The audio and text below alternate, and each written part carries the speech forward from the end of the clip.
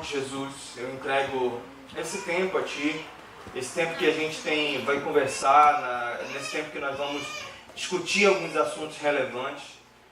Eu oro, Senhor, para que o Senhor leve cativo a nossa mente, o nosso coração, para que o Teu Espírito venha nos conduzir nesse tempo. Não seja o Eduardo aqui, mas seja o Teu Espírito, o Espírito Santo de Deus, que me lidere, que seja o nosso líder nesse momento, porque sem Ti, Deus, nada nós podemos fazer mesmo. Deus, e nós queremos ouvir a Tua voz juntos aqui nesse momento, em nome de Jesus. Amém. Abra sua Bíblia, lá em Efésios capítulo 4, nós vamos a partir do versículo 1, tem alguns textos importantes, achei muito curioso, estava meditando nesse texto, e o tema do acampamento ele está dentro desse capítulo. Nós vamos discorrer alguns assuntos bem interessantes sobre a unidade de Cristo, e valores que vão nos levar a uma unidade que gera maturidade na nossa vida. Nós vamos falar sobre isso, uma unidade que gera maturidade, uma unidade na nossa fé. No versículo 1 em diante, ele fala assim, era Paulo, Paulo fala nesse momento em Efésios, ele escreve esse texto, ele diz assim: como prisioneiro do Senhor, rogo-lhes que vivam de maneira digna da vocação que receberam. Sejam completamente humildes e dóceis, e sejam pacientes, suportando uns aos outros em amor. Façam todo o esforço para conservar a unidade do Espírito pelo vínculo da paz. Há um só corpo e um só Espírito, assim como a esperança para a qual vocês foram chamados é uma só. 5. Há um só Senhor, uma só fé, um só batismo, um só Deus e Pai de todos, que é sobre todos, por meio de todos e em todos. E a cada um de nós foi concedida a graça, conforme a medida repartida por Cristo. Por isso é que foi dito, quando ele subiu em triunfo às alturas, levou cativos muitos prisioneiros e deu dons aos homens. Que significa, ele subiu, senão também que havia descido às profundezas da terra. Aquele que desceu é o mesmo que subiu acima de todos os céus, a fim de encher todas as coisas. 11. Ele designou alguns para apóstolos, outros para profetas, outros para evangelistas e outros para pastores e mestres, com o fim de preparar os santos para a obra do ministério, para que o corpo de Cristo seja edificado, até que todos alcancemos a unidade da fé e do conhecimento do Filho de Deus, e cheguemos à maturidade, atingindo a medida da plenitude de Cristo. O propósito é que não sejamos mais como crianças, levados de um lado para o outro pelas ondas, nem jogados para lá e para cá como todo vento de doutrina, e pela astúcia e esperteza de homens que induzem ao erro. Antes, seguindo a verdade em amor, cresçamos em tudo naquele que é o cabeça, Cristo. Dele todo o corpo, ajustado e unido pelo auxílio de todas as juntas, cresce e edifica-se a si mesmo em amor, na medida em que cada parte realiza a sua função.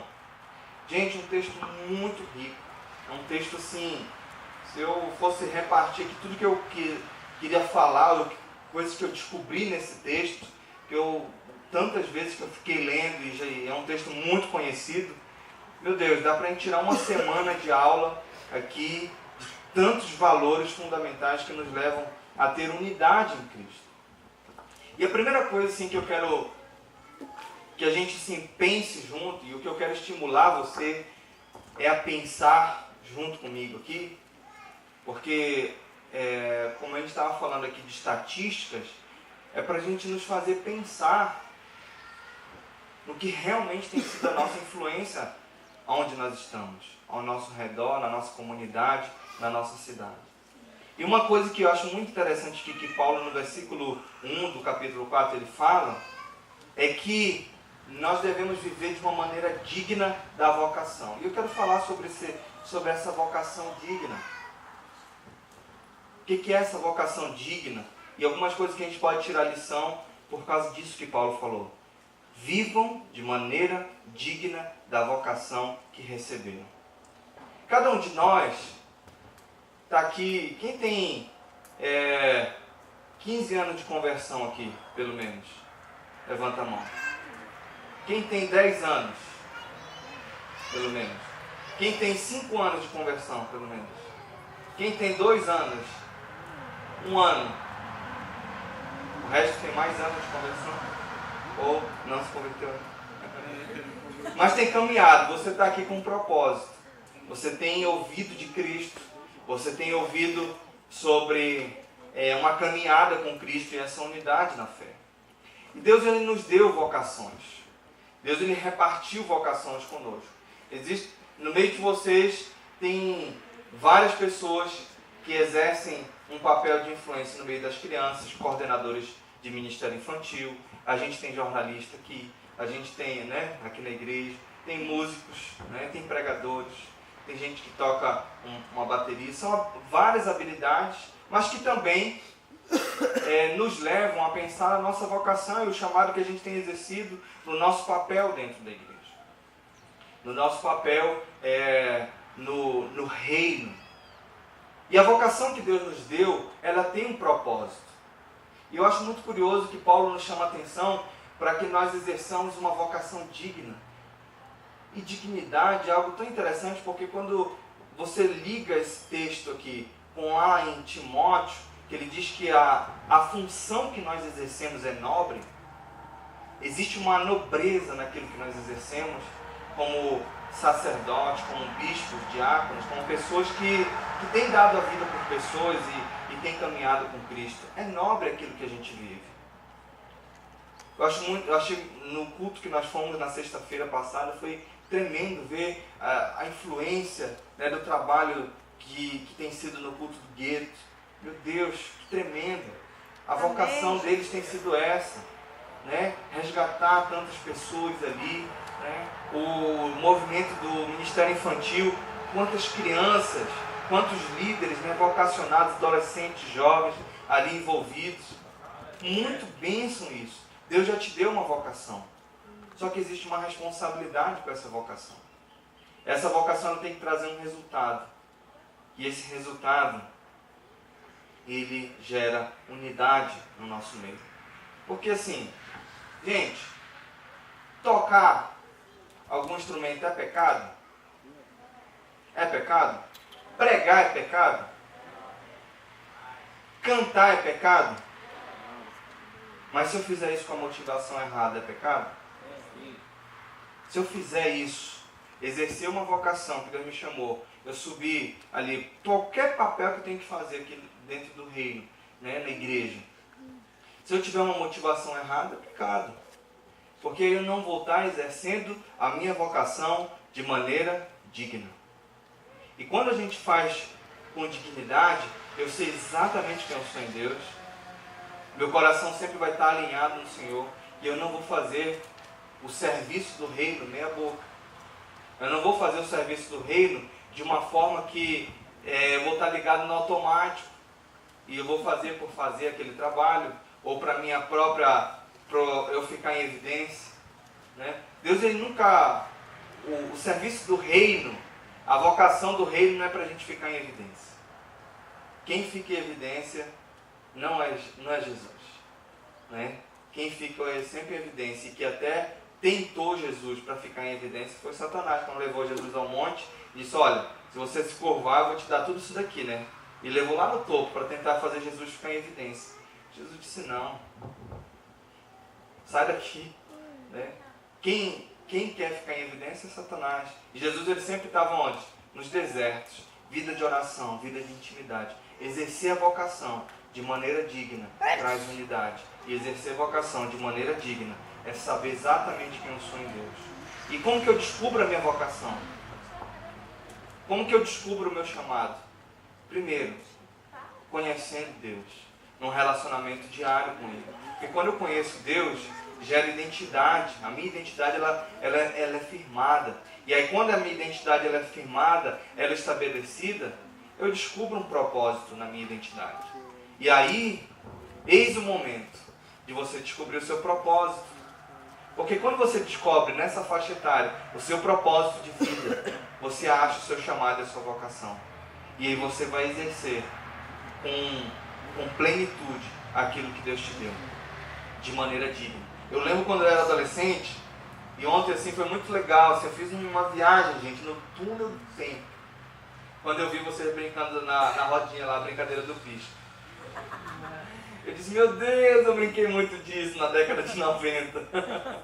Foi muito legal. E a gente fazia aquelas rodas, criava interatividade.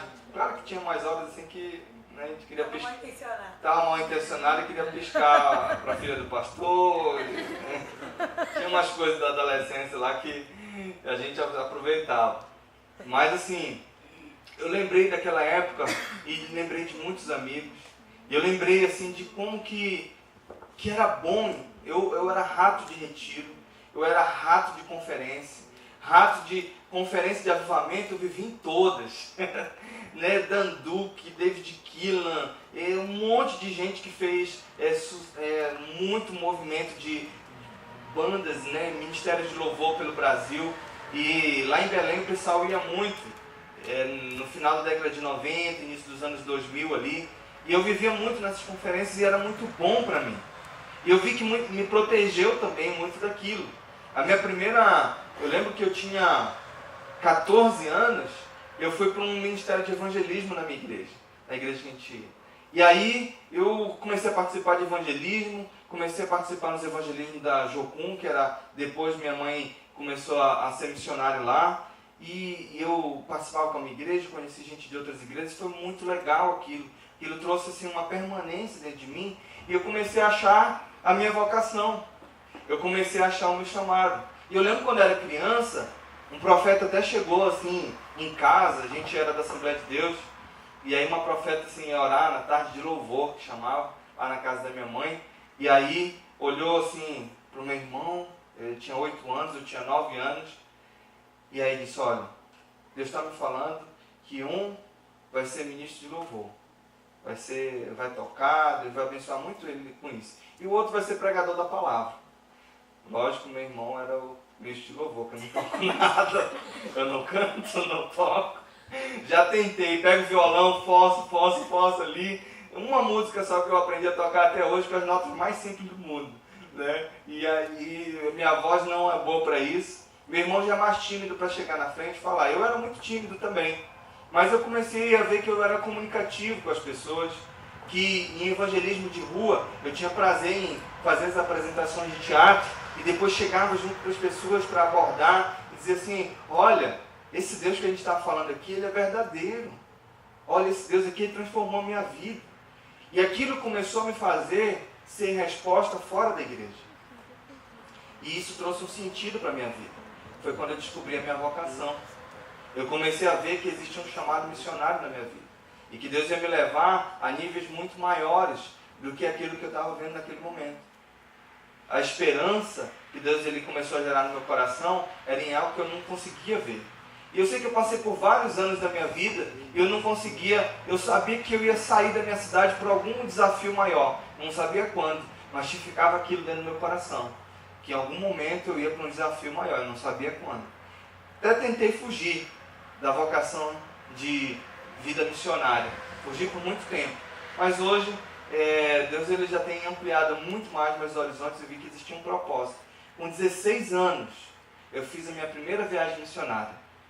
E essa viagem missionária foi muito legal, porque eu já tinha descoberto a minha vocação. Com 16 anos, eu disse, puxa vida, então eu vou viver experiências missionárias a partir de agora. Mas eu tinha medo. Eu era cheio de medo naquela época.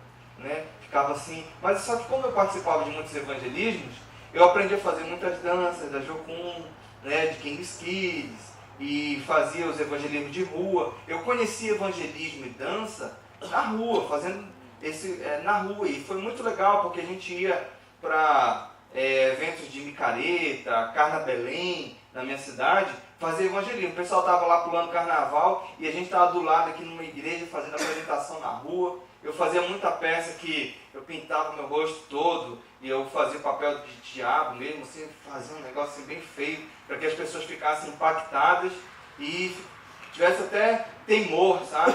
E meu irmão fazia Jesus, né, nas peças, assim. E a gente é muito parecido, assim, assemelhando, sabe? E a gente fazia aquelas peças, aquilo foi muito bom para a minha vida. Saí da escola e disse, Deus, é tão bom te servir. É tão bom viver na igreja com um propósito. É tão bom servir o Senhor e não ficar perdendo tempo com bobeira, com pecado. Eu pecava. Quantos pecados me levam dentro da igreja? Eu tinha uma das coisas ruins que tem quando você também nasce no Evangelho, é que muitos pecados você tem medo de confessar e aí acaba vivendo uma vida oculta e aquilo atrapalha o chamado e a vocação. E eu por muito tempo fiquei também com isso. Eu amava Deus, eu sabia a minha vocação, mas muitas vezes eu não exercia a minha vocação de forma digna, porque tinham pecados ocultos. E eu me escondia às vezes atrás de algumas funções também dentro da igreja. E existem muitas vezes algumas funções que a gente exerce, que elas podem esconder quem realmente nós somos. E tudo que o Senhor quer para a nossa vida, para gerar realmente unidade, é que a função que a gente exerce, a vocação que nós exercemos, ela seja de forma digna, seja apresentável, seja nobre. E você não tenha do que se envergonhar. Porque não existe vergonha maior do que a que Cristo sofreu por nós. Então hoje eu entendo que era muito mais fácil resolver os pecados que eu tenho, até já que ri quando eu confessava meus pecados, assim, era uma bobeira, gente, uma bobeira.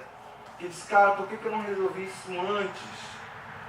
Tinha coisas muito mais sérias para tratar na vida de outras pessoas. Mas eu sei que eu continuei permanecendo ali. E descobri a minha vocação. E na primeira viagem missionária que eu fiz, foi para Macapá. Na região do Amapá, a gente foi para uma comunidade de negros, uma comunidade quilombola, que eram escravos que, da época que derrubaram a colônia portuguesa ali, na fortaleza de São José, no Amapá, que é a entrada do rio Amazonas ali. Existem dois fortes na Amazônia, o Forte do Castelo em Belém e o Fortaleza de São José no Amapá. São as duas entradas para o rio Amazonas e subir ali a região amazônica. E aí eu fui para Macapá, fui de barco. Gente, uma aventura. Uma aventura. Pensa numa viagem que deu um monte de coisa errada. Um cara bebeu, pulou do barco, caiu do barco lá bêbado. Aí o barco ficou girando, procurando o cara nas margens do rio. E aí não achava aquele cara. Quando o cara chegou, uma confusão, aquele rindo lá, todo mundo perdeu horas da viagem. E a gente dormindo em rede, aquele bando de rede, assim, uma do lado da outra, né? E eu fui para aquela viagem. Gente, pensa numa coisa que gerou no meu coração um sentido maior. De que Deus ele tinha um propósito muito maior do que eu ficar no banco da igreja. Eu vi que a minha vida cristã, ela tinha um propósito de resgatar pessoas. E até hoje, algumas pessoas que eram crianças e adolescentes, naquela época em Macapá, eu conheço e que dão testemunho. Eu lembro daquela época que Deus me fez permanecer. Amém. E existia a fase que Deus trouxe, ali nos anos 2000, uma mudança de geração. Deus trouxe um avivamento. Muitos dos meus amigos da igreja, que eram dos retiros, que a gente se envolvia com um monte de estratégia da igreja, a gente queria servir a Deus, amava a Deus ali. Né? Tínhamos nossos problemas, tínhamos as nossas tentações como temos até hoje. Mas assim, quando eu olho para aquela geração, eu vejo que hoje tem missionários, pastores, ministros de louvor, gente comprometida, que teve uma fase até ruim, mas não se desviou, sabe? Permaneceu em Cristo.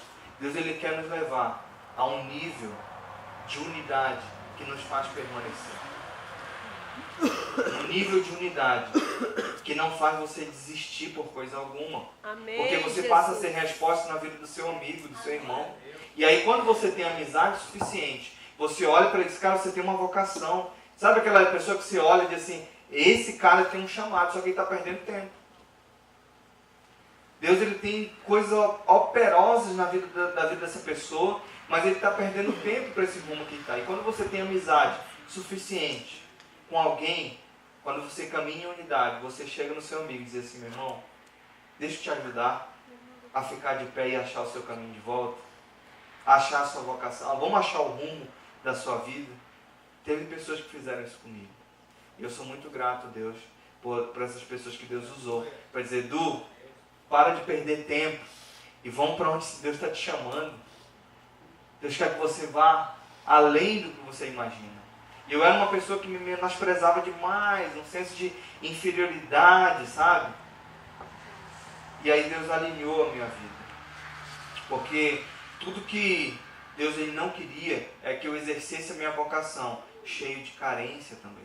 Existia uma orfandade na minha vida terrível, por causa da época que meu pai foi embora de casa. E eu tinha muita dificuldade de tomar decisões, apesar de saber que Deus tinha um propósito na minha vida. Eu tinha muita dificuldade de tomar decisões, porque eu achava, eu não conseguia ver Deus como pai. Eu via Deus como poderoso, eu via Deus como o grandioso, o soberano, o amoroso, mas eu não via Deus como pai. E, gente, eu fui criado no Evangelho, eu converti com 9 anos de idade, eu fui lá no púlpito, lá na frente, me ajoelhei, disse, era um culto de crianças, numa quarta, quando Jesus tocou, tem aquela música, lembra? Os mais antigos. Foi numa quarta, quando Jesus tocou, e minha mãe dizia assim mesmo: meu filho, vocês não é como filho de peixe não, que é peixinho. Filho de crente não é crentinho. E vocês precisam tomar uma decisão pela vida de vocês. Vocês precisam tomar uma decisão de seguir aquilo que é propósito na vida de vocês. E pense numa mãe que soube criar 2 homens, foi minha mãe. Né? E a gente descobriu a nossa vocação. Ela dizia: eu sou missionária. Ela disse: eu sei o meu chamado, mas vocês vão precisar descobrir o de vocês. E aí a gente caminhou nesse ambiente por muito tempo. Mas eu tinha dificuldade de tomar decisões. Sim, Deus, realmente, o Senhor tem condições de ser meu pai para me dar direção? E aí chegou um momento que eu descobri, ali pelos 18 anos mais ou menos, eu participei de um evento que trabalhava muito paternidade de Deus. E naquele momento eu encontrei, pela primeira vez, o coração paterno de Deus. E esse coração paterno firmou a minha identidade. Amém, Jesus. Firmou valores na minha vida que fizeram eu descobrir propósito. E aí depois eu descobri o chamado e a minha vocação no reino.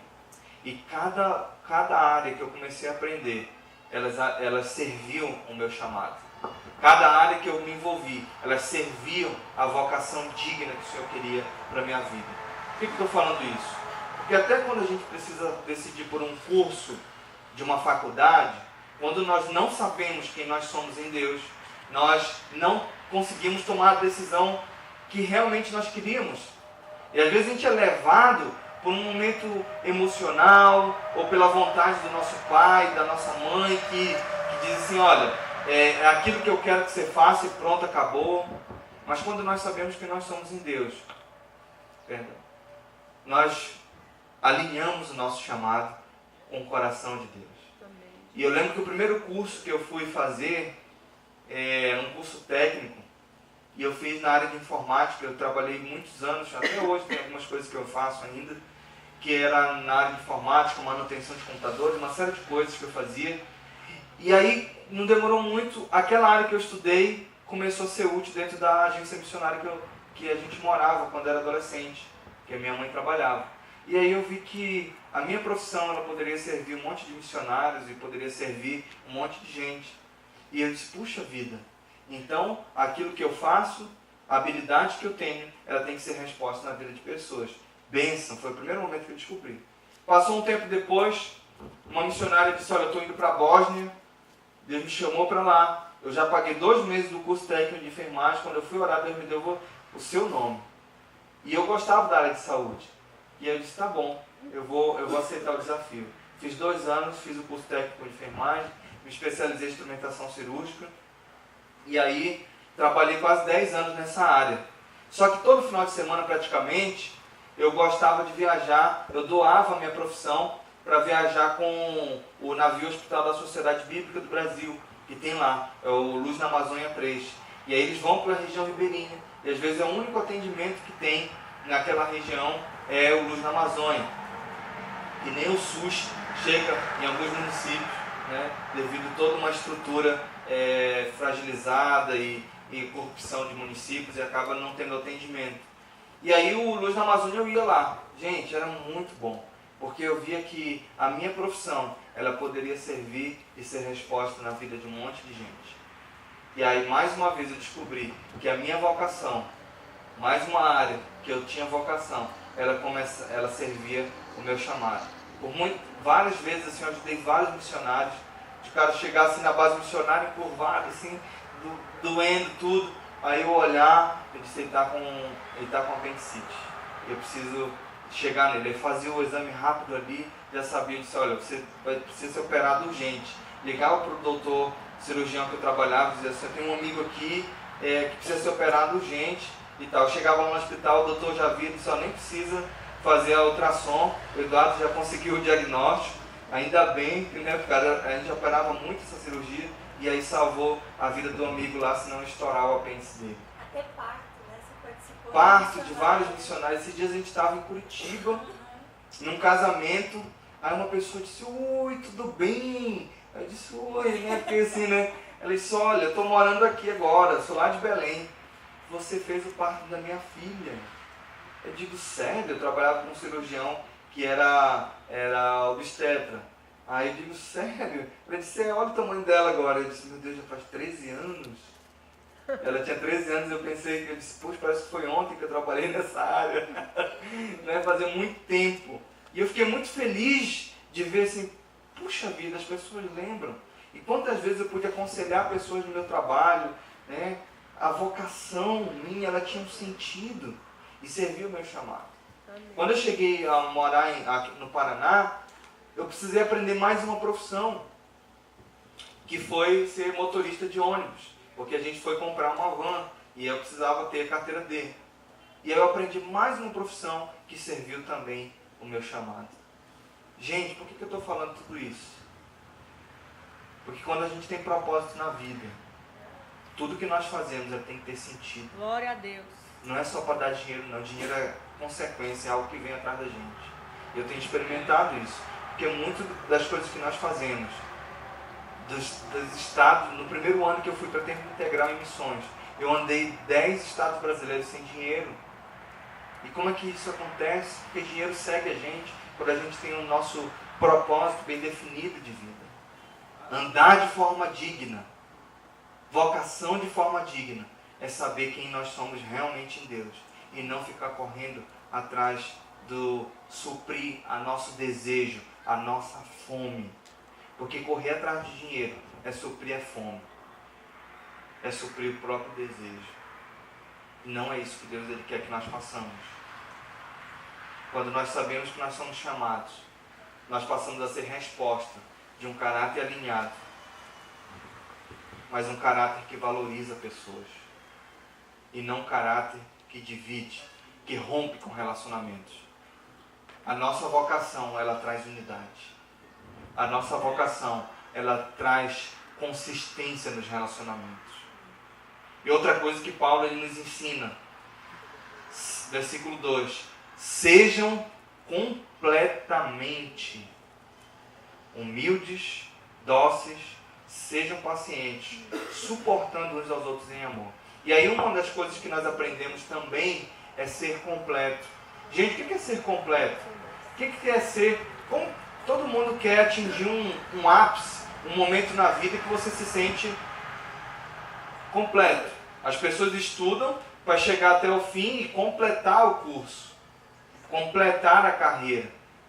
O profissional ele quer chegar até o fim e completar a carreira dele e depois aposentar, mas também não deixar de ter o salário ali para contribuir, né? Que nem os professores lá no Paraná estão brigando agora por isso. A gente chorou muito, assim, viu, né, a tristeza que é tanta bala de borracha para todo lado, gente ferida que não precisava estar passando por aquilo. E nós temos que elevar a nossa mente para saber o que realmente nós somos, para ser uma resposta de verdade nessa sociedade doente. Existem trechos na Bíblia que falam sobre a corrupção, é tão vivo o versículo, que falam dessa sociedade corrupta e imoral. E diante de toda essa imoralidade que nós vemos, nós precisamos ser pessoas completas, resolvidas na nossa identidade, resolvidas na nossa vocação, para que como pessoas completas, eu exerça humildade e não uma pessoa orgulhosa. Então, o que é uma pessoa humilde? Ela tem um comportamento que, naturalmente, cordial, ela tem um comportamento que ela sabe comunicar bem com as pessoas, ela consegue falar desse Deus de uma forma mansa, e a Bíblia diz que os mansos herdarão a terra. Agora, uma pessoa orgulhosa, ela é grata? Uma pessoa orgulhosa não é grata. Então, ela não, já a partir daí já vê que não é uma pessoa completa. Então, quando você vê alguém que é orgulhoso, ele não é completo em Cristo. Ele não tem realmente a unidade de Cristo suficiente para que a gente viva a unidade no corpo. Então, uma pessoa que precisa viver unidade do corpo, primeiro, ela precisa ser humilde. A humildade, ela leva à mansidão. E o manso, ele herda a terra. Isso é uma consequência. Jesus. Outra coisa, as pessoas precisam ser dóceis. Uma pessoa completa, ela é dócil. O que é ser dócil também? Dócil é você saber comunicar bem e você não ferir o outro. Pense numa pessoa ruim de língua, pesada de língua. Eu não sei brigar, não. Talvez hoje, pelo meu peso, se eu me jogar em cima de alguém, dá certo. Mas eu apanhava, às vezes, do meu irmão, que a gente brincava de luta. E assim, só que tinha uma coisa pior, que eu deixo fazer meu irmão chorar. Meu irmão mais novo que eu. Uma coisa pior, que eu fazia meu irmão ter ódio de mim, é a minha língua, com aquilo que eu falava. Porque eu sabia qual que era a deficiência dele e a fragilidade do meu irmão. E aí, como eu sabia da fragilidade do meu irmão, eu jogava na cara dele coisas do passado. E aí eu não era dócil, eu não era cordial, eu não era diplomático. Porque Deus, ele nos ensina a sermos embaixadores do reino. E o embaixador do reino, ele tem docilidade na palavra. O embaixador, ele é diplomático. A Bíblia nos ensina a ser pessoas diplomáticas, não políticos. Porque quando a gente é político, a gente tem a oportunidade de negociar valores. No reino não é um negócio de valores. Na política, sim, você pode negociar valores. E aí você não é diplomático, você é político. Então existe diferença entre ser político e diplomático. No reino, nós somos embaixadores do reino. E quando nós somos diplomáticos, nós sabemos comunicar verdades com pessoas. E quando nós comunicamos, nós temos a oportunidade também de ser dóceis, sem ferir o nosso irmão. Então eu tinha um problema muito sério, que era ferir os outros com palavras. Deus tratou isso no meu coração. Eu lembrei como seria Moisés, que era pesado de língua. Eu não tenho aquela mente rápida de pensar tão rápido e falar, mas eu guardava coisas. E nesse de guardar coisas, no momento certo eu jogava como uma seta mesmo na vida de alguém, e eu feria. Então Deus tratou isso no meu coração e começou a trabalhar essa questão do cavalheirismo, de saber comunicar. Eu aprendi a comunicar com a minha esposa. Em alguns momentos já me vi falando coisas para ela que a natureza humana, ela é pecaminosa. E aí muitas vezes isso bate na porta. Falar de uma forma amarga, dura. Então, Deus, ele nos ensina a ser dóceis. Dóceis. E outra coisa, quando a gente aprende a ser dócil, a verdade, ela sai de nós. Lá em Efésios capítulo 6, logo após, quando ele fala da armadura de Deus, Paulo diz assim, que a palavra da verdade saia da nossa boca. Aleluia. Na versão revista e corrigida fala assim, a palavra da verdade. Então, quem tem a docilidade de Deus, quem é completo, por ser dócil, a palavra da verdade sai. A palavra da verdade é que sai da sua boca. Quantas vezes nós somos pessoas que andamos em mentira, por causa que a gente quer proteger a nossa reputação, a gente começa a mentir, a ocultar, e aí a gente vive de aparência. Vive de aparência. Deus, ele não quer que a gente vive de aparência. Deus, ele quer que a gente seja de verdade. Pessoas de verdade. pessoas que andam na verdade. Hoje à noite eu vou falar sobre isso também. Outra coisa que Deus ele quer que nós sejamos, para ser uma pessoa completa, o ser completo, é que nós sejamos pacientes. Pense numa coisa que hoje, na nossa geração, tem sido difícil, é ser paciente. Você pega aqui, se esse meu iPad aqui tivesse a velocidade de um Pentium 1, quem sabe que era um Pentium 1 há algum tempo atrás, que era um computador bem antigo, com o HD de 380 MB, o HD era 380 MB, nem pendrive hoje tem isso, Eu comprei um pendrive de 32, tem 64, 128 GB, E então, se tivesse velocidade, eu não teria paciência de manipular isso aqui. E no outro dia eu peguei um iPad de uma vizinha, um tablet de uma vizinha lá, isso daí eu peguei e mandei lento, de quanto tempo tem esse daqui? Tem 3 anos. E faz o seguinte, deixa lá na estante e compra outro. Falei para ela que ele consertasse. E aí, a gente não tem mais paciência, tudo a gente quer rápido. O celular a gente quer o mais rápido, a gente não aguenta mais, a gente não consegue esperar muito. Aí vem a ansiedade. Hoje o que mais as pessoas falam é de vida ansiosa. Quantos jovens adolescentes têm andado em psicólogo porque, é ansioso, porque não sei o quê, um monte de problema. Eu sei que muita coisa está relacionada à família e problemas familiares e precisa de um psicólogo muitas vezes. Mas sabe o que falta muitas vezes? É conhecimento de Deus e vida de oração. Porque pense numa coisa que trata a ansiedade, é a gente parar para orar pela vida do irmão. Quando a gente para orar pela vida do nosso amigo, acaba a ansiedade. E aí você passa a ter também paciência.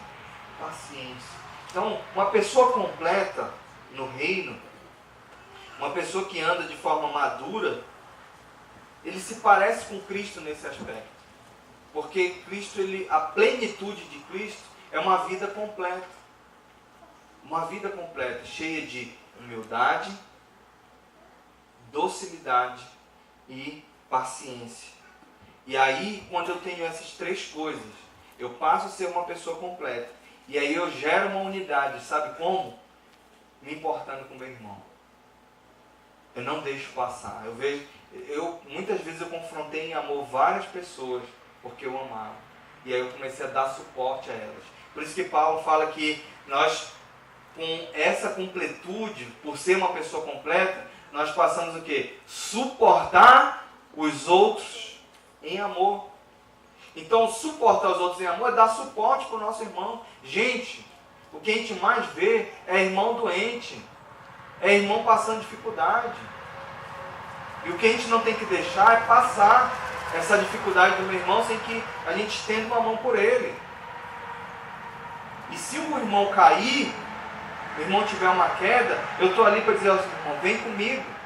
Não vou te empurrar mais para o buraco. Cai para dentro. Que agora eu preciso tratar a sua vida. Isso é ser completo também.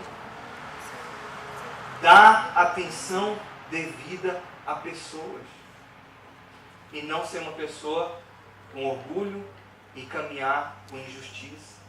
A gente tem falado muito esses dias aqui sobre isso. Quantas injustiças acontecem. Quantos problemas a gente lida com situações aí no dia a dia de injustiça. Que a gente fica assim, Deus do céu, quando que a gente vai curar a nossa nação diante de tanta injustiça? As famílias que foram roubadas, lesadas, exatamente o que Satanás faz. Ele quer lesar a vida das pessoas, quer destruir a vida das pessoas, quer destruir a autoridade dos homens nas casas. Quando a gente fala dos vícios em gerais, é exatamente isso. Os vícios, eles tiram a autoridade. E aí a gente vê muitos homens cabisbaixos, que não sabem tomar decisões claras, por causa que estão sem autoridade. E Deus, ele quer nos fazer pessoas completas. E não deixar que uma orfandade seja gerada no nosso coração. Muitas vezes orgulhos, palavras amargas, sabe? Falta de paciência, Né? Eu não estou falando de você lidar com uma situação de passividade. Né? O cara precisa tomar uma decisão, ele está passivo ali, a mulher está impaciente com ele, né? Você está impaciente com aquela pessoa por causa de uma passividade. Né? Não é isso. Mas assim, a paciência no sentido de você promover aquela pessoa a caminhar, a continuar permanecendo em Deus. E aí, quando a gente está com o coração cheio de orgulho, muitas vezes está relacionado a um nível de orfandade e uma falta de conhecimento de Deus Pai. De Deus Pai. Deus, Ele quer tratar isso no nosso coração no dia a dia. Outra coisa muito importante, que o terceiro ponto, é que no versículo 3, façam todo o esforço. Gente, pensa numa coisa que a gente se acostumou na nossa geração, é ter tudo na mão. Tudo na mão. Tudo a gente quer na mão, tudo a gente quer pronto, para ontem, sabe? É a comida que é pronta rapidamente. Você passa num lanche, não precisa nem parar, já fica ali dentro do carro, já pega ali o seu lanche, tudo na hora, tudo na sua mão, sabe? Aquele filho que nunca faz nada dentro de casa, que é tudo na mão, sabe? Não sabe lavar um banheiro, não sabe lavar uma louça, sabe? Terrível, pensa numa coisa ruim. Você, principalmente na adolescência, para mim é vergonhoso você não saber fazer nada dentro de casa. Pior coisa. Eu tive uma experiência negativa nesse sentido, assim, mas foi bom naquela época. Eu gostava de uma menina, já que sabe muito bem dessa história. Gostava dela e tal, era encantador. Eu gostava de fazer aquela brincadeira do pisca, porque eu piscava para ela o tempo todo. Eu era adolescente, uns 16 anos, e era assim, filho de um pastor, aí ficava encantado com ela. Um dia eu fui na casa, né, visitar e tal. Gente, eu entrei no banheiro. Tinha 3 mulheres naquela casa. Eram só filhas. E eu vi o banheiro sujo. Sujo. Aí eu disse, eu não vou casar com essa menina não. Não há esforço para isso aqui, não sabe fazer nada. Então assim, a gente fala muito de adolescência e quando muitas vezes a preguiça, a falta de esforço de aprendizado, né? Esforço de aprendizado, sabe? Gente, pessoas que não se esforçam não conseguem nada na vida. Que não se esforçam para aprender, sabe? Eu tinha muita preguiça também. Eu sou muito de trabalhar com a mente. Então eu não gostava muito do serviço de braçal ali, sabe? Meu irmão era de capinar, chegar aqui, passar uma máquina, né? Tudo assim. Eu fazia muito, tudo dentro de casa eu sei fazer. Eu aprendi com a minha mãe. Ela dizia, não vai cair nada de você aí se você fizer aqui lavar uma louça, lavar o banheiro, fazer só comida que eu não sei fazer direito. Mas assim, tudo a gente sabia fazer um pouco. E precisava ter um esforço. E aquilo gerou uma maturidade. E essa palavra esforço, né, ela é muito necessária em todas as áreas da nossa vida. Desde quando nós nascemos, um bebê, na hora que ele vai sair do útero, o próprio bebê tem que fazer um esforço. Porque o primeiro esforço de um bebê não é nem escorregar para sair, porque a gente facilita ali na hora do parto, mas é o esforço na hora de respirar, e é por isso que ele chora. Quando o bebê de lado, às vezes tem mãe que fica, ai, que dozinho, né, tá chorando, é porque ele está respirando. E aí naquela primeira respirada o pulmão dói. No que o pulmão dói, ele chora, lógico. Não foi o tapinha do médico que fez ele chorar, foi a respirada. O tapinha só fez escorrer algumas coisas ali, de secreção, né? Mas aí ele respirou. No que respirou, dói o pulmão. E existe um esforço físico para aquilo. Gente, por que a Bíblia diz que é necessário esforço? Façam todo o esforço para conservar o vínculo, para conservar a unidade do Espírito pelo vínculo da paz. É necessário se esforçar para permanecer no reino. É necessário, na vida cristã, ter um esforço para permanecer. É um esforço para a gente não pecar. É um esforço. O pecado na nossa vida ele não tem que ser uma prática pela nossa vontade, pelo nosso desejo. Ele, quando acontece, é fruto de sabe, de dar um passo atrás, de uma fragilidade aí, mas não tem que ser uma prática do nosso dia a dia. E aí quando a gente tem uma vida de pecado, uma vida oculta, uma vida que a gente está continuamente caindo na mesma área, é porque está tendo falta de esforço. Quando tem unidade no Espírito, a unidade em Cristo, quando nós somos um em Deus, há esforço para conservar o Espírito. Fala aqui na Bíblia que esse esforço é para conservar o Espírito em nós. A unidade do Espírito, ela ser conservada. Então, esse esforço, ele nos leva a não perder tempo. O que a gente mais perde na vida é tempo. Ou a gente vive hoje o que Deus nos chamou para fazer, ou daqui a 30 anos no final da nossa vida. Porque hoje até a gente não está vivendo tanto assim. Eu recentemente perdi um tio de infarto, 59, pastor, deu a vida por gente. Deu a vida por gente. Então nós temos a oportunidade de viver hoje. Sabe qual que era a faixa etária dos discípulos de Cristo? 16, 17 anos. Alguns estudos dizem que Maria tinha 14 anos quando teve Jesus.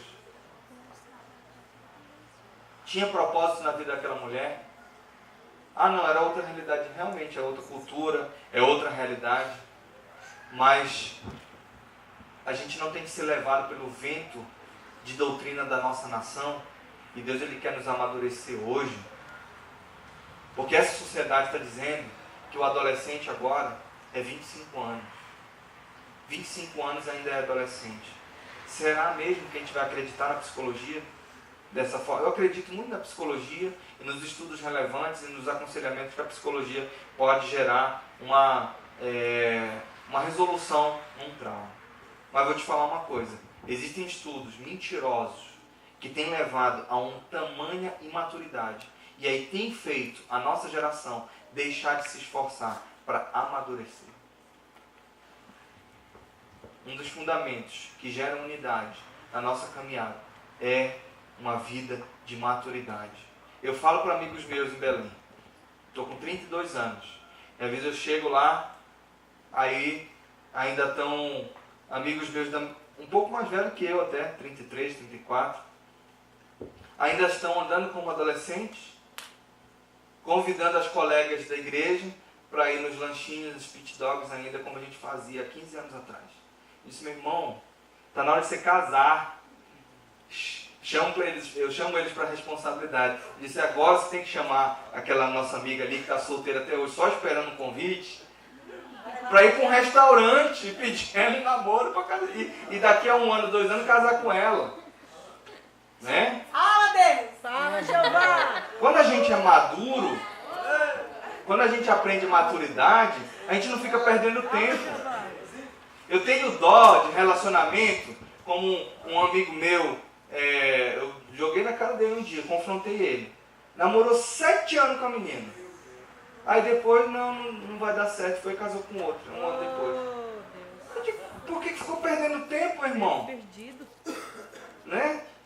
Tem que ter propósito, ainda que dure um tempo largo, mas tem que ter propósito, tem que ter até o fim. Porque aquilo que sai de nós é palavra de verdade. E a gente traz um vínculo, ele traz um esforço para permanecer nos relacionamentos.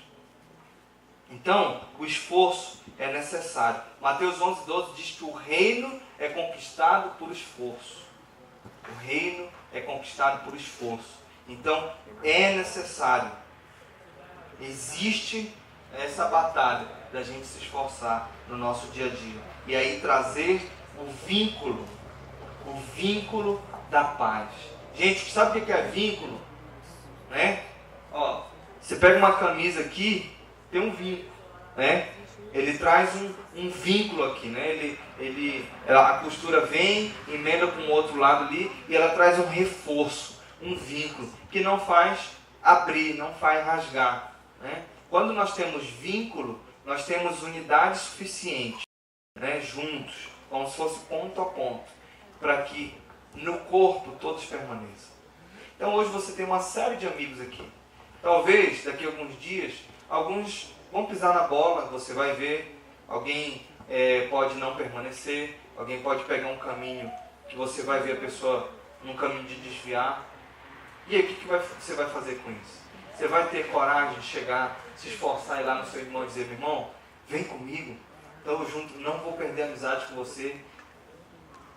Vem, vamos voltar para aquele lugar que a gente estava novamente. Ou então alguém que não está aqui, né? Que você sabe que desviou, que saiu da igreja, que a gente precisa ter um esforço para ir atrás e resgatar essa ovelha de volta. É necessário resgatar as pessoas e trazer o vínculo da paz, porque tudo que Deus ele quer nos gerar na nossa caminhada é maturidade emocional. Maturidade emocional. Uma unidade no corpo que nos leve a uma plenitude de maturidade. Porque quando nós lemos o versículo 13, que é o versículo tema, nós lemos hoje que até que todos alcancemos a unidade da fé. Quem que é para alcançar a unidade da fé? Só eu? Só quem é líder? Todos. Todos alcancemos a unidade da fé e o conhecimento do Filho. E do conhecimento do Filho. Quando se fala de maturidade, eu quero falar sobre isso daí. O que é o conhecimento do Filho? O que é o conhecimento do Filho? Quantas vezes você já leu esse versículo?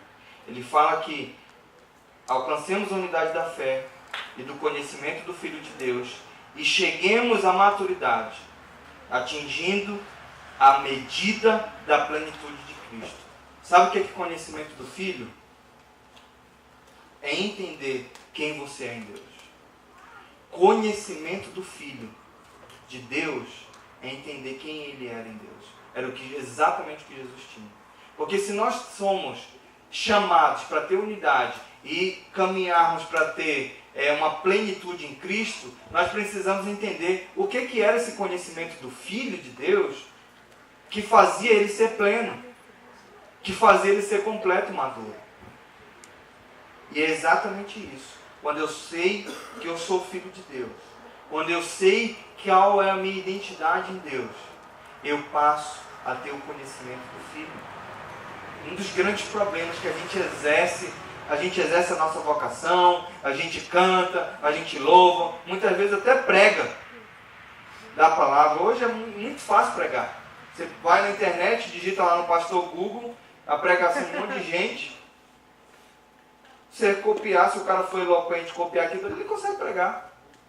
Mas nem sempre Deus está naquilo. Uma das coisas que tem gerado maturidade na minha vida da Jaque, a gente ouve muita pregação, a gente é alimentado, temos as nossas fontes de ouvir e tal, mas uma das coisas que a gente tem, batalhar no nosso dia a dia é de ouvir Deus de uma forma plena, sabendo quem nós somos nele, porque nós somos filhos dele, e Deus gerar uma palavra no nosso coração de uma forma reveladora. Amém, Jesus. Quando nós temos maturidade, a gente não fica só enchendo linguiça dentro da igreja. A gente adquire o conhecimento do Filho de Deus. Aleluia. E o conhecimento do Filho é saber quem é o Pai. Esse é o conhecimento do Filho. E esse é o conhecimento que nos leva à maturidade e à permanência no vínculo da paz. A permanência no vínculo daquele que nos chamou com um propósito e uma vocação muito maior. Porque isso daqui não é clubinho social. Porque se a igreja for um clube social, o que vai diferenciar a gente do Rotary Club da maçonaria? Se isso daqui for um clube. Se a gente vem para a igreja só para, só para ver amigo, né, deixar a nossa oferta, e a gente não é relevante no reino, a gente só vai ser um clube social. Clube social que eu gosto é a bolacha mesmo, porque eu sei que o propósito que Deus tem na minha vida. Só a bolacha que a gente tem. Porque existe tempo a se ganhar. Existe tempo para se ganhar. As pessoas estão morrendo. Eu vi Rio Verde, uma oportunidade tremenda. A gente estava passando esse dia, né, de carro ali no calçadão, ver aquele mundo de adolescente, não sei como é que é o nome daquele calçadão ali. Calçadão. Né? Porque às vezes tem um nome, né? Não, é porque tem calçadão lá e chama Largo da Ordem. Tem lá, tem cidade que é Praça das Flores, tem não sei o quê. Então aí a gente viu um negócio tanto de adolescente. Eu disse, Jaque, olha a oportunidade de evangelismo nesse lugar. Quantas coisas a igreja pode ser resposta na vida de tanto adolescente perdido, que está querendo sentido na vida, que fica, né, lá pulando para todo lado, querendo se destacar no meio da galera. Aí você vê aquele cara mais alegre, é o cara que está mais triste, precisando de ajuda. Né? Aquelas meninas que às vezes nem o pai sabe onde está, e aí querendo um sentido, um preenchimento para conhecer o verdadeiro pai. Ou mendigos que a gente vai nos lanches, você vê o tanto de mendigo.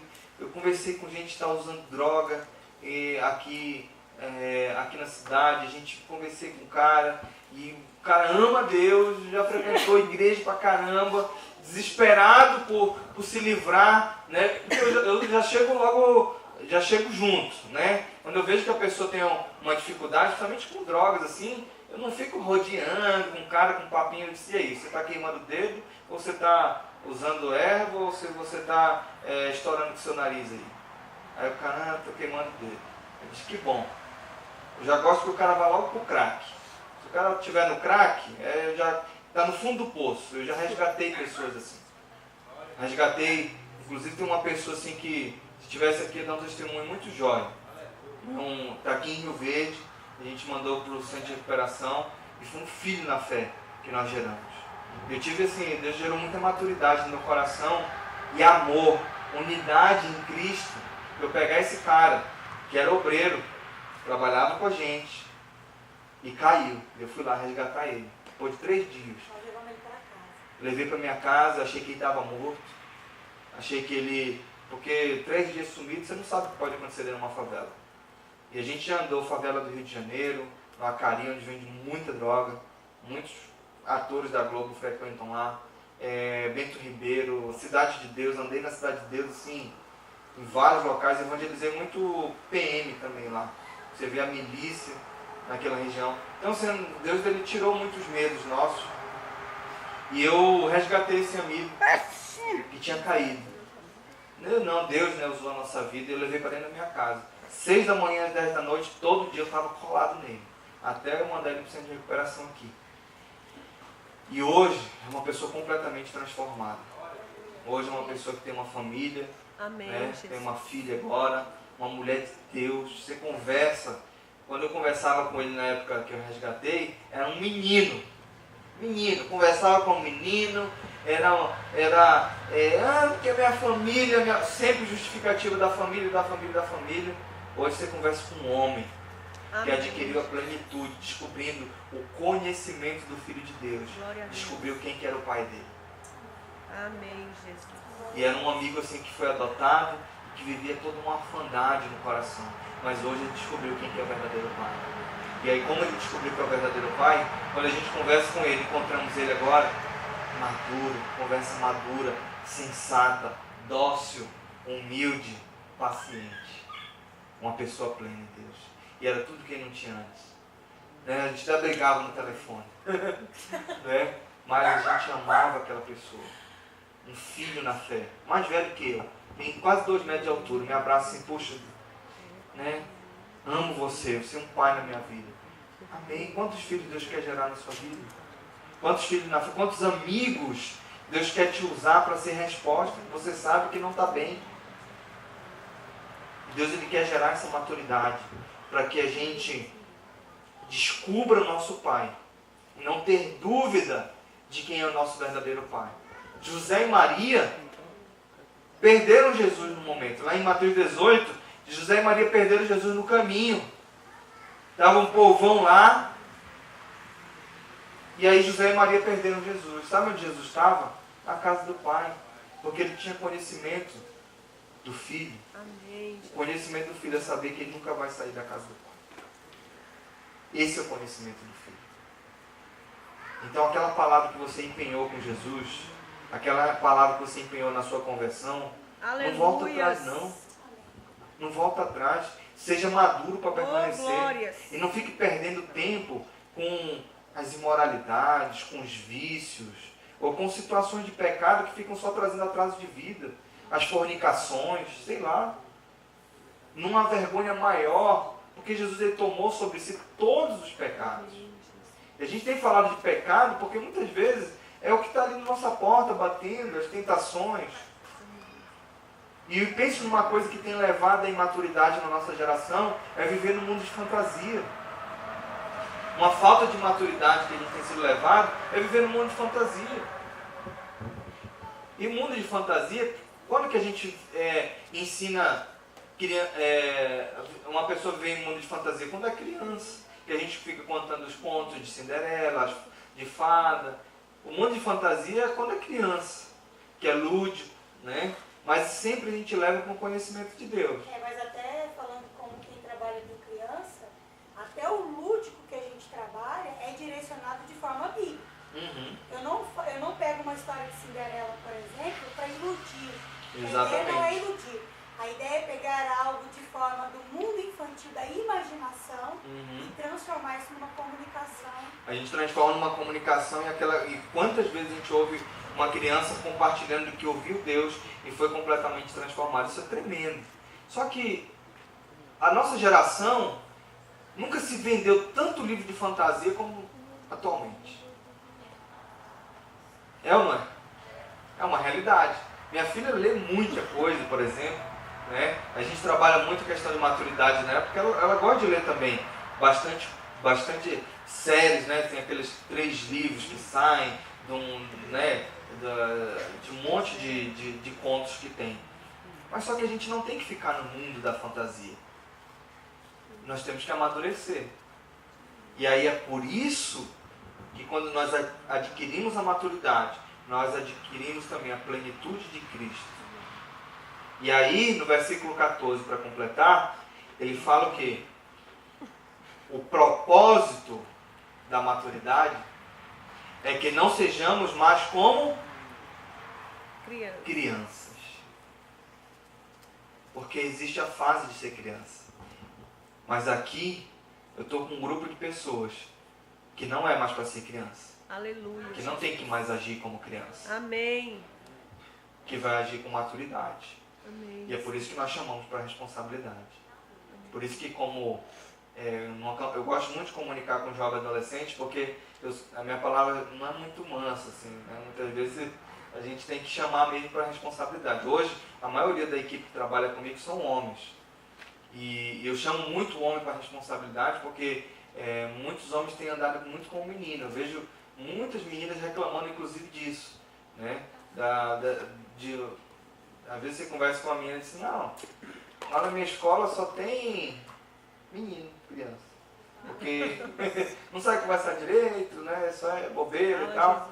E aí, eu chamo muito com a responsabilidade, porque Paulo fala, né, da fase que você deixa as coisas de menino e aí você passa a agir como homem. Né? E como homem de Deus, homens e mulheres de Deus que nós somos, nós temos uma responsabilidade de saber quem nós somos em Deus. A nossa identidade está firmada no lugar certo. E a gente tem uma caminhada sem muito, sabe, murmurações, reclamações, meninices, sabe, dizer assim, ficar perdendo tempo com bobeira, sabe, de ser influenciado por coisa alguma. A gente tem muita preocupação hoje com essa influência, né? O discipulado que a gente tem recebido, o discipulado que a gente tem ouvido hoje em casa, na igreja, se aquilo tem sido suficiente. Porque a gente tem sido bombardeado no nosso dia a dia, né? Com o discipulado da TV, né? Das séries em geral, do mundo de fantasia. E quando a gente vive uma realidade, a gente passa a ter uma maturidade melhor. E quando nós adquirimos maturidade nessa fase da nossa vida, a tendência é que nós vamos entrar na vida adulta de uma forma mais completa. Nós vamos ser homens e mulheres mais completos. Amém. Porque hoje, uma boa parte aqui é o quê? É solteiro. Não, não é? Solteiro. E uma coisa muito importante dessa fase de ser solteiro é você ser um solteiro pleno. Por quê? A palavra solteiro, a gente falou até no seminário lá, quer dizer plenitude de alegria. Então uma pessoa plena, um solteiro, ele é pleno, ele encontra um outro solteiro pleno, ele vai ter um casamento completo. Amém, Jesus. Porque não adianta você entrar num casamento ou estar num namoro que duas pessoas carentes ficam cobrando uma da outra, como se fosse criança. Aí, quando casa, vai o quê? Ter duas crianças dentro de casa. Aí tem filho. Se tiver gêmeos, 4 crianças. Oh, Deus.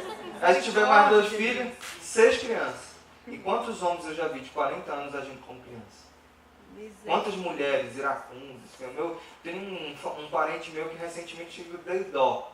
Tinha tudo, estrutura, casa, separou. Porque eram 2 imaturos dentro de casa. Não, liguei, não, eu estou bem. Eu disse, estou bem porque não separei. De você, não dei conta. Né? Era uma brigaiada. A mulher tomando até veneno para fazer chantagem emocional para não acabar assim. Criança, como se fosse aquela criança que bate no chão esperneando lá. Criança que faz isso. A gente não tem mais tempo para ser criança. Né? Ficar aí perdendo tempo na vida. Uma das coisas que eu vi, e por outro lado, eu já vi esse parente com outro problema. Para aliviar a cobrança da mulher, porque pensa uma coisa que acaba destruindo também o relacionamento, é o tanto de nível de cobrança. Aí o cara passivo no relacionamento, aí vai afundar onde? Se o cara não usa droga, ele vai para outro vício.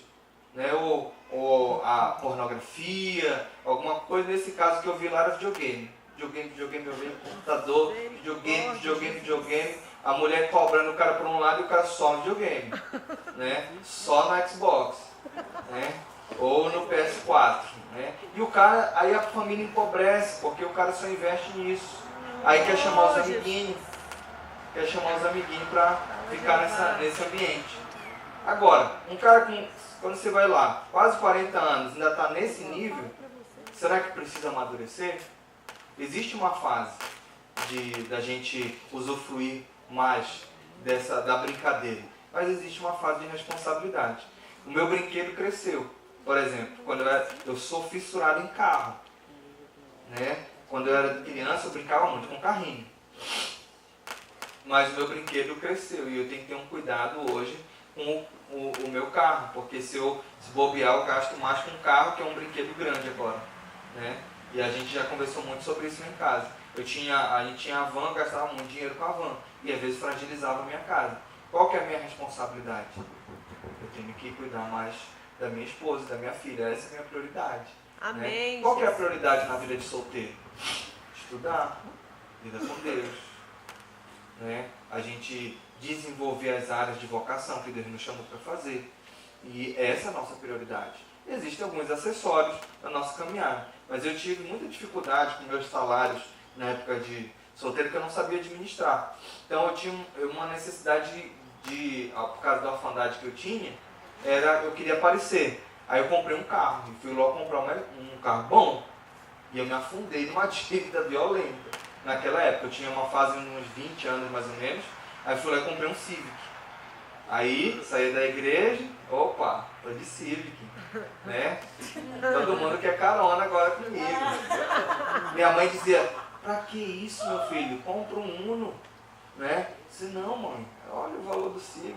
Na verdade era porque era um possante. Depois eu vim reconhecer isso. E eu perdi muito dinheiro. Acabou, estourou, me endividei, foi uma luta para eu pagar aquilo ali. Não era uma prioridade naquele momento da minha vida. Outra coisa, naquela época eu trocava de celular 3 meses. 3 meses, 6 meses no máximo, trocava de celular. Vivia pobre, porque você tenta acompanhar a tecnologia, a cada 3 meses cai 30% do valor. Isso eu tive que aprender a duras penas. E eu gastava muito dinheiro. Computador, nossa, comprava um computador hoje, daqui a 6 meses não valia metade do que eu tinha comprado. Né? E aí eu gastava muito dinheiro com aquilo. Depois, a maturidade que eu vim adquirir, eu era solteiro, gastava meu dinheiro como eu queria, beleza. Mas quando eu casei, eu precisei rever minhas prioridades. E aí quando eu revi minhas prioridades, eu vi que eu estava numa fase mais madura da vida. Por que eu estou falando tudo isso? Porque é exatamente o que Deus quer nos levar.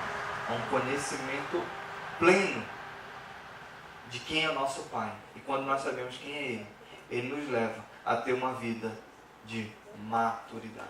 Amém. Maturidade. Jesus, aleluia. E quando nós adquirimos tudo isso, né, que eu vim falando desde o começo, que é uma vida de uma vocação digna, completo, ter esforço na nossa caminhada, maturidade, eu adquiro algo fundamental numa caminhada com Cristo: ser uma pessoa aprovada diante de Deus. Aprovado. Quem quer ser um obreiro aprovado diante de Deus aqui? Glória a Deus. Todos nós queremos ser aprovados nele. Todos nós queremos ser, andar numa verdade em amor. Quando nós atingimos uma maturidade, nós passamos a ser pessoas aprovadas diante de Deus. Porque o amor dele nos transforma. Amém, Jesus. E o que permanece em nós é fé, esperança e amor. Gente, todas as coisas que eu falei aqui, não é que você não possa usufruir disso. Eu usufruo. Mas tem hora que, por exemplo, o Xbox lá de casa que eu dei pra Gabi, às vezes eu chego lá em casa, às vezes quando eu vou, às vezes brincar algum momento com alguém lá, que eu gosto de futebol e tal, tá empoeirado às vezes lá. Porque eu tenho outras prioridades e divido bem meu tempo. Né? TV, eu gosto de tecnologia. Não é ruim você usufruir isso. Só falei porque a gente tem que usar de forma equilibrada as coisas. Eu não sei o que você gosta, o que você tem focado. Mas olhe para as prioridades que você tem na sua vida. Se a prioridade é um tempo com Deus e está fragilizado, quantas horas você passa diante do WhatsApp? Quantas horas você passa com a telinha ali? Quantas horas você passa tendo um tempo de oração e vida com Deus? Ou quando o pastor está cobrando vida de oração e relacionamento com Deus, não é porque ele quer uma igreja redondinha só ali, sabe, todo mundo fazendo a mesma coisa, não é para isso. É porque você adquire o pleno conhecimento do Filho de Deus. É porque você conhece a verdade de uma forma íntima e profunda. E todos nós crescemos em maturidade. Porque não tem coisa melhor na vida do que a gente ser equilibrado, pleno, e a gente também ter uma prosperidade emocional. A nossa geração tem batalhado muito pelo diploma, patrimônio, pelo dinheiro. Mas o mais importante diante desse cenário é que a nossa maturidade e a nossa prosperidade ela seja emocional. E aí, diante disso, nós sejamos pessoas aprovadas, que vão ser resposta numa sociedade doente. Você vai passar na rua, você vai ver a necessidade de alguém, e você vai saber conduzir aquela pessoa. Você vai procurar ser uma resposta no Ministério de Adolescentes, você vai procurar ser uma resposta no Ministério de Jovens. O jovem vai ser um exemplo de vida para um adolescente que chegou agora na igreja, ou que já está na igreja. Porque quando nós falamos de unidade de gerações, e a gente está falando aqui de unidade no corpo. Então uma pessoa aprovada, ela vai gerar uma unidade de forma que o jovem, ele vai ser uma referência para o adolescente, que vai ser o próximo jovem da geração da igreja. E esse adolescente vai dizer assim mesmo, esse cara vale a pena seguir. Ele é uma referência dentro da igreja. Não é uma pessoa que negocia valores. Portanto, qual que tem sido o nosso compromisso e o nível de aprovação a ponto das pessoas olharem para nós e nós sejamos uma referência? O adolescente, ele tem que ter uma vida com Deus, sim, porque as crianças da igreja estão olhando para ele como uma referência. E o comportamento de um adolescente e do jovem são uma referência para a geração que está crescendo. A gente estava com quantas crianças será naquele dia na igreja? No sábado? Sim. Acho que ao todo tinha mais de 100 crianças. Tinham mais de 100 crianças ali. 105. 105? 105 crianças na igreja. Daqui a 2 anos, boa parte deles são adolescentes da igreja. Daqui a 4 anos, boa parte daqueles adolescentes são jovens da igreja. 5 anos, 2022, aquela turma cresceu todinha. A gente vai voltar aqui, se a gente ainda estiver vivo, e a gente vai ver aqueles meninos falando grosso já hoje. Eu estava naquele dia lá vendo a bonequinha lá. Cresceram. Cresce muito rápido. E eu gosto de trabalhar com adolescente porque é muito rápido o processo. Ou você vive aquilo que você está falando, ou ele não vai te dar bola, não. Né? Adolescente é muito assim. Isso é muito de verdade. Quando a gente faz acampamento de adolescente, em 2 dias você já conhece todo mundo, porque ele é muito expressivo. O adolescente sabe, ele já mostra quem ele é. Ou ele é aquilo ou ele é aquilo. Então, nós somos uma referência em todas as faixas etárias. Existem adultos na igreja que são uma referência para nós jovens da igreja. Então, o corpo de Cristo ele tem unidade de pessoas aprovadas, pessoas maduras, com um pleno conhecimento de quem elas são em Deus. Então, seja uma resposta na sua geração, seja uma resposta na sua caminhada. Não fique perdendo tempo, não, com bobeira, sabe? Como aqueles que dormem, né? Eu sei que é muito sono nessa época da vida, né? Mas a gente tem muita coisa para ser vivida, a gente tem muita coisa para ser resposta. E que você seja aprovado diante de Deus. Aleluia! Amém? Seja aprovado diante de Deus. Glória. Eu já senti muitos momentos que eu não fui aprovado. E Deus ele mudou a minha história, Amém. mudou a minha sorte, mudou a sorte da Jaque. E a gente sabe hoje quem nós somos em Deus. Tudo que nós queremos repartir é para que você tenha uma vida madura. Né? Com uma pessoa que é a igreja hoje. Você não é a igreja do amanhã. Você é a igreja do hoje. Então seja uma resposta na sua geração. Amém? E a gente está junto aqui para repartir a nossa vida com cada um de vocês. Sabe? Eu creio que vocês podem mudar a história dessa cidade. Amém, Jesus. A partir do posicionamento de vocês. Porque a vocação que Deus tem te chamado, você vai ser uma resposta de não negociar os valores lá. E você ser uma referência. Como José, que foi um grande governador. Ele foi exercer a vocação dele naquela sociedade doente. E ele foi uma resposta para o povo inteiro. Para a humanidade. Para o povo do Egito e para o povo de Deus. É para isso que nós exercemos bem a nossa vocação. Quando eu falo de vocação, pessoas aprovadas diante de Deus, elas não vão exercer um governo ou uma resposta na sociedade só para uma bancada evangélica. Não é para isso que a gente vive as nossas funções na sociedade. Não, a gente é uma resposta para toda a humanidade. Para toda a humanidade. Então, aonde Deus estiver te colocando, seja uma resposta lá.